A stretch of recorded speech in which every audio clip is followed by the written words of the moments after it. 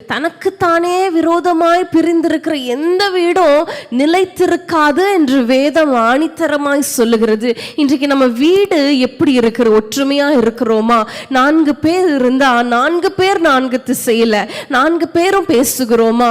உட்கார்ந்து பேசுகிறது இல்ல, உட்கார்ந்து குடும்ப ஜெபமே கிடையாது, அறவே கிடையாது, சரித்திரத்திலே கிடையாது. இன்றைக்கு சில குடும்பங்கள்ல குடும்ப ஜெபமே இங்க பார்க்கிறோம். தனக்குத்தானே பிரிந்திருக்கிற வீடு. இன்றைக்கு 4 பேர் இருந்தா 4 பேரும் சம்பாதிக்கிறதுனால யாருடைய தயவும் எனக்கு தேவையில்லை, யாரிடத்துலயும் நான் பேசி எனக்கு இது ஹெல்ப் பண்ணுங்க கேட்கறது இல்லை.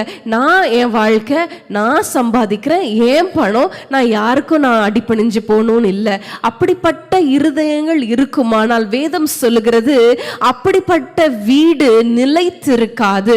இன்றைக்கு நம்மளுடைய வீடு அப்படி இருக்குமானால் எனக்கு நம்ம ஜெபிக்க போறோம். ஆண்டவரே, என் வீடு ஒரு சமாதானமுள்ள ஒரு கூடாரமா இருக்கணும். ஹல்லேலூயா.